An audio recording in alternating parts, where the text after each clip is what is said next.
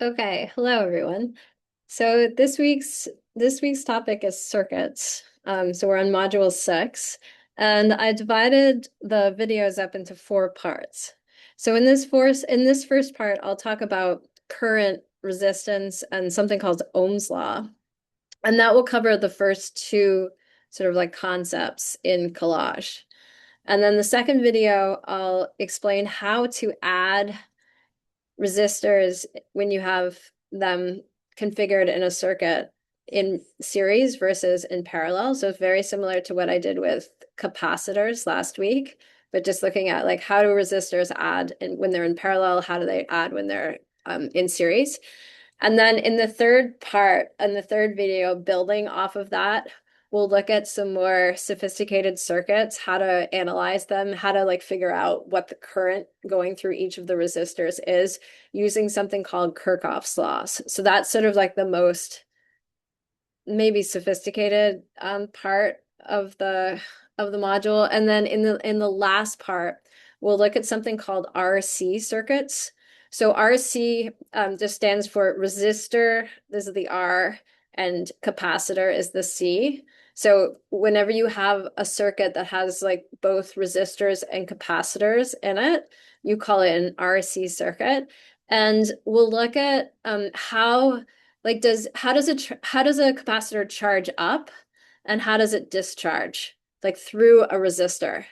And this I think will be useful for your safes. Like for the second project, you will almost certainly have some sort of a circuit with a resistor and a capacitor. And so understanding that like when you have a capacitor, it doesn't just charge up instantly. It takes a little bit of time. So like the charge that's building up on the plate is changing as a function of time. So looking at the dynamics of that, like as a capacitor both charges up and discharges. That's the last part.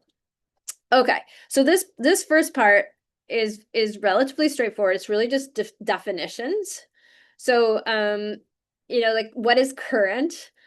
So up to now, everything that we've done in the course so far has been electrostatics. Okay, the first project was all like electrostatics.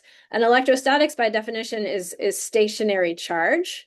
So now we're shifting from static charge. So like the static is what we refer to as like electrostatics, right? So that's been the course so far. So that's like stationary charge.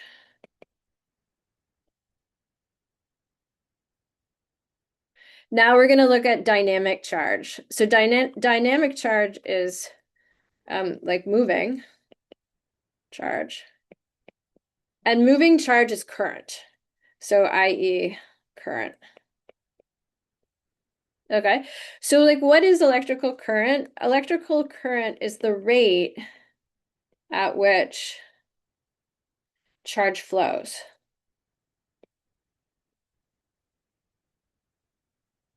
Past a specific location.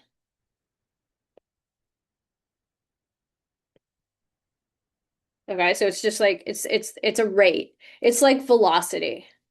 Okay, it's the velocity at which charge Q is moving past, like if I were to sort of pinpoint a specific point in a circuit and I were to like count up the number of charges that pass that point as a function of time, that would be current. Okay. So, how do we measure current? Well, we use something, is the unit of charge or the unit of current. So it is called the ampere. So this is the unit of current. Okay, and the symbol for it is just capital A. And an ampere is defined as 1 coulomb. So that's a unit of charge over 1 second. Okay, so it's basically like the change in charge over the change in time. Okay, and that is actually the definition or the formula. So when you calculate current, you're just looking at like how much charge is passing by a specific point as a function of time. And this is really like average current. So like if we were to have sort of like a time frame over which the current is passing by, at a constant rate, then average current, would just be, I would just sort of take like add up all the charge and divide by the amount of time that it took for that charge to pass by.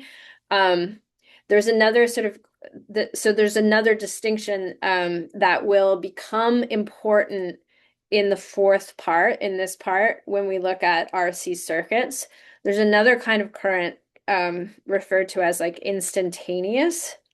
So this is very similar to like what we covered in the fall, where you have like average velocity and instantaneous velocity. So their instantaneous current is basically just the limit of the average current, which remember is just the change of charge over the change of time, in the limit where delta t goes to 0, which gives us the time derivative of charge. Okay, so like this is not a big deal. Like most of the time that we're talking about current, we're talking about average current. When you're talking about RC circuits where a capacitor is charging up as a function of time, the current is not constant. The current like is changing as the capacitor is charging up. Like at first, when you have the uncharged capacitor, the current is really, really high, right? Because there's no resistance, like the charge can pack onto that capacitor really easily. But then as more and more charge packs onto the capacitor, the current drops, right? Because it's like harder to get more and more charge on top to get onto the plate. And so like with RC circuits, the current is not constant. And to be honest, that's really the only time that like you will ever deal with sort of instantaneous current, right? Is with RC circuits. Every other time you're going to be talking about average current.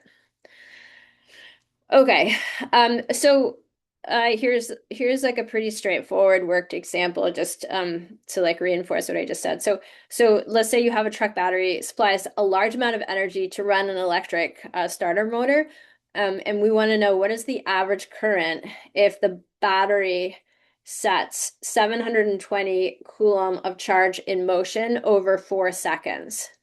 Okay, so that is easy to calculate, right? So the I average is just the total change in charge over some time interval, right? So we're told that over that time interval, 720 coulombs of charge passes by in 4 seconds. So that's going to be 180 amps. Okay. And then part B says, how long does it take for 1 coulomb of charge to flow from the battery? Okay, well, so we're going to assume that the average current, is constant, right? And so we can just rearrange that formula. We know that delta T equals delta Q over that current. Okay, and I want to know like how long it takes for 1 coulomb of charge to pass, assuming that I've got a constant current of 180 amps. So that's just going to be 5.56 times 10 to the negative 3 seconds. Okay, so that's just like a basic introduction to current. There is a confusing distinction that I think, we've probably mentioned a couple of times in the context of the tutorials, but I think it's worth like formalizing. There is conventional current, and then there's the physical reality of the situation. Okay, so like because for historical reasons, by convention, we define current as the flow of positive charge. And I mean, this is unfortunate because we know from what we know about the structure of the atom and the fact that like positive the protons are in the nucleus and they're sort of bound and the electrons are, you know, in the cloud and they're free to move around a conductor. So we know that in reality, it's not the positive charges that are flowing, it's the negative charges. But for conventional reasons, we still define current as the flow of positive charge. So this is just important to sort of like remember. So by convention, current is defined as the flow of positive charge. So that's why last week when I was talking about, like, let's say you have a battery, right? And that's the positive, that's the negative. And I connect that battery to a capacitor. Remember, we talked about this situation quite a lot last week. Remember I said that you can think of this as the positive charges. Oops, sorry, that's the wrong direction. The positive charges flowing.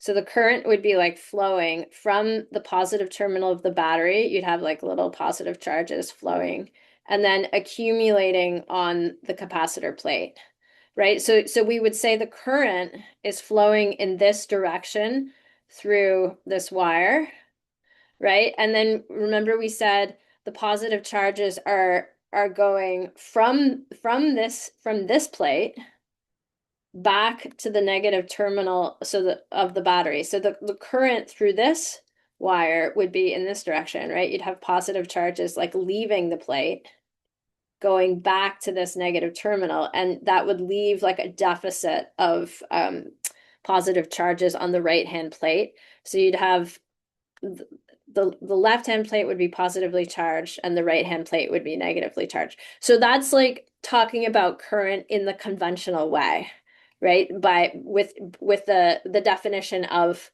current is the flow of positive charge. The physical reality of the situation, so physical reality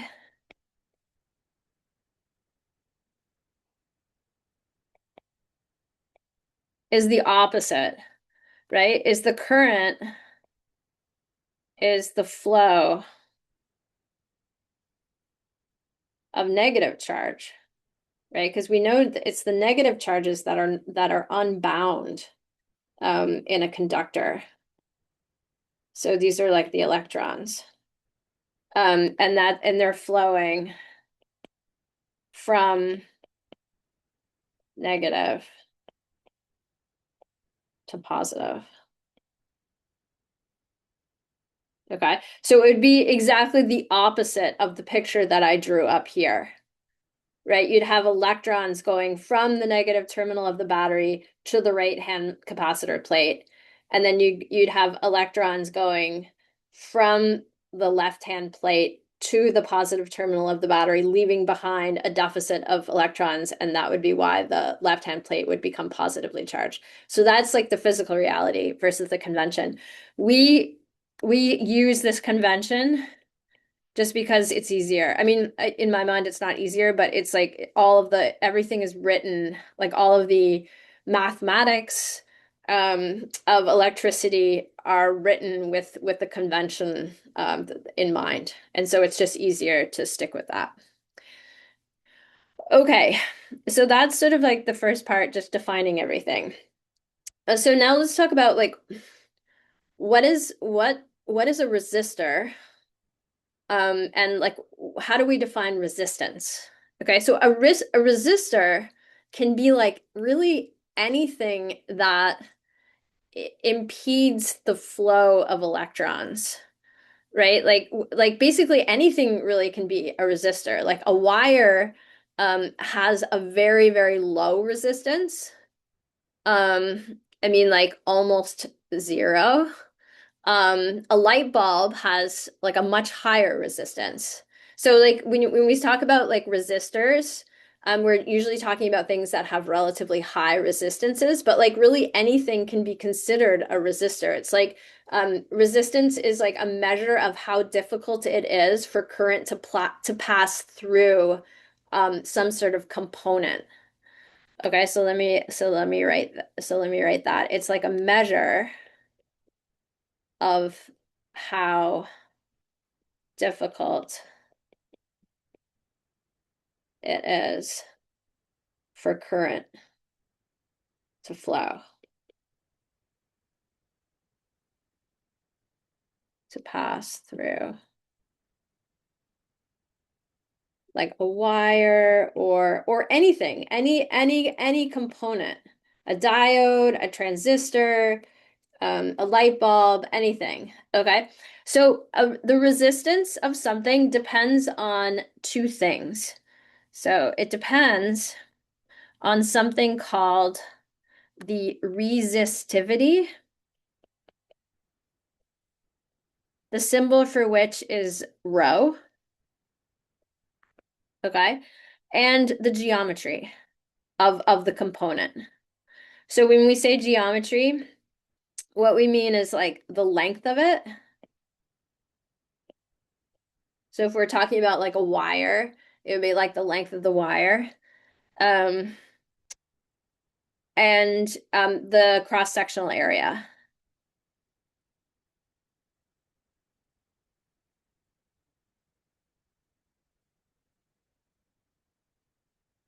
Okay. So this is resistivity is different from resistance. Okay. Resistivity is a physical material property. Okay. Like you can look up the resistivity of like any material like in the world. Okay. There's a book where you can just like look up like what's the resistivity of carbon? What's the resistivity of like copper? Okay. So resistivity is like it's a material property.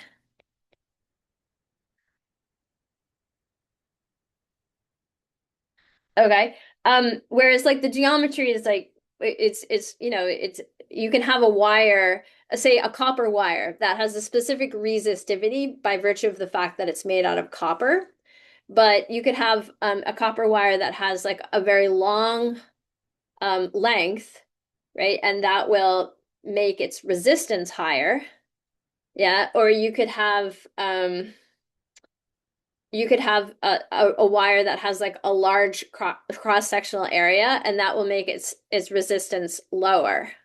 Okay, so like the mathematical definition of resistance, not resistivity, because resistivity is a material property. So resistance, which is just capital R, okay? The formula for it is rho, so that's the resistivity times L over A. Okay, so let's just like label everything so it's super clear. So this is resistivity, material property. Okay, and then these other two things are obviously like a function of the geometry. So that's the length of the thing, and this is the cross-sectional area of the thing. So the higher the cross-sectional area, the lower the resistance. Okay, and that should kind of make sense to you because if you have something with a very large cross-sectional area, um, charge is carried on the outside, like on the outside of things. So if you talk about like a wire with a large cross-sectional area, the charge, remember when we looked at electrostatics, like charge goes to the outside of a conductor. And so the larger the cross-sectional area, the easier it is for current to pass through that wire, so the lower the resistance. Okay? The longer the wire, right? If you have a super, super long wire, right, that's going to make it like more difficult for the current to flow through it. And so like longer things tend to have higher resistances. Okay. So that's resistance and resistivity. So like I think like one sort of just like thing to be careful of is not to mix up resistance and resistivity. They sound very similar, but they're different. Okay. Okay, so now let's talk about Ohm's law. Okay, so Ohm's law is basically like a relationship between current, voltage, and resistance. Okay, and Ohm's law just says that the current flowing through a resistor is proportional to the applied voltage. So the current flowing through a resistor is proportional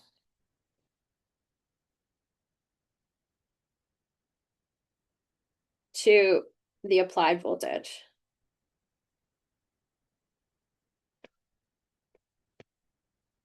So the mathematical like expression for this is applied voltage equals current times resistance. V equals IR. Okay. This is Ohm's law.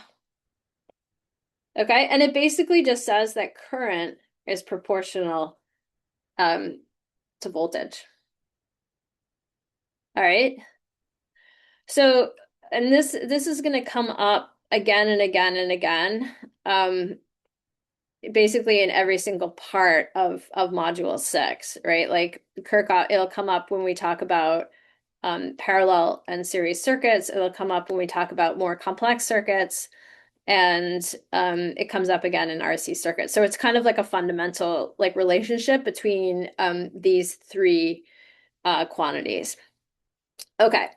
So let's look at an example. So let's say we have a carbon resistor at room temperature, and we'll talk in a second about like why this is important. But we're told that a carbon resistor at room temperature is attached to a battery. If the battery is 9 volts and the measured current is 3 milliamps, what is the resistance? Okay, so we know that V equals IR. Okay, and we're asked for the resistance, so we can just rearrange this. R equals V divided by I. So the battery is 9 volts. The current is 3 milliamps. Okay, and so you can easily calculate a resistance of 3,000 ohms. So this symbol here is referred to as an ohm. Okay, and it is the unit for resistance.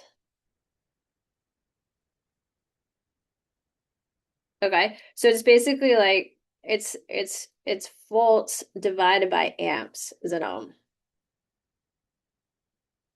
Okay, so like the higher the more ohms you have, the more resistance you have. Okay. So not all electrical components are ohmic.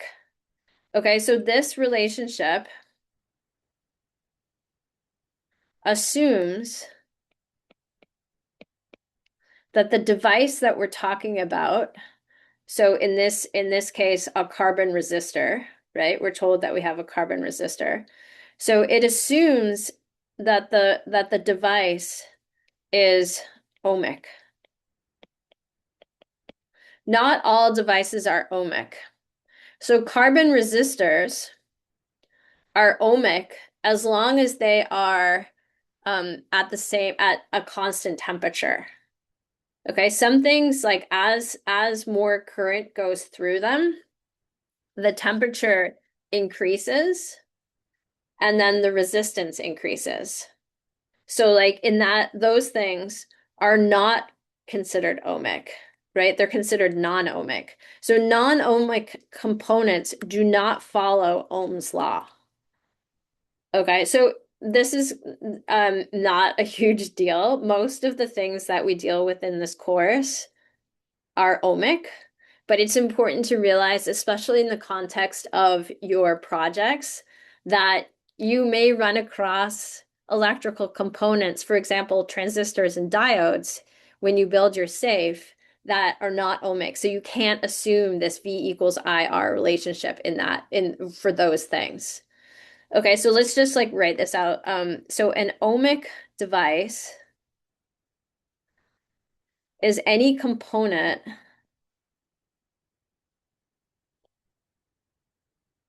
that obeys Ohm's law. So that's like relatively straightforward. So i.e., there's a linear relationship between current and voltage.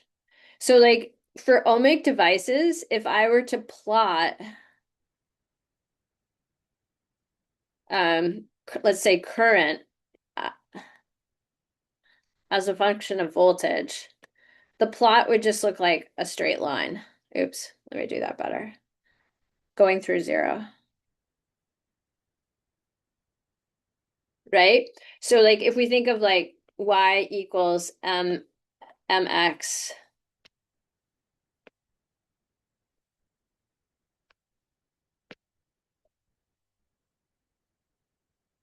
plus b as like the equation of a line, right? And like v is on the y axis and I is on the x axis, then the slope of this line would be the resistance, right? So like slope would equal r in that case. Okay, so that assumes that the device is ohmic. Okay, a non-ohmic device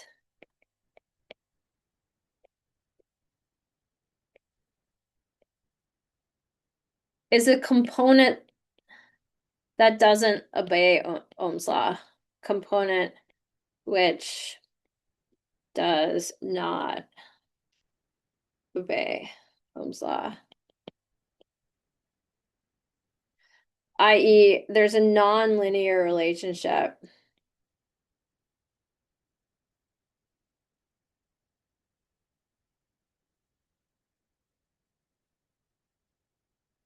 between current and voltage.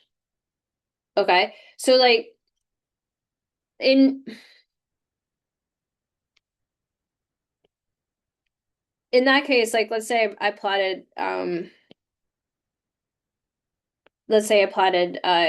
I versus V on this like set of axes. A non-ohmic device might look like this.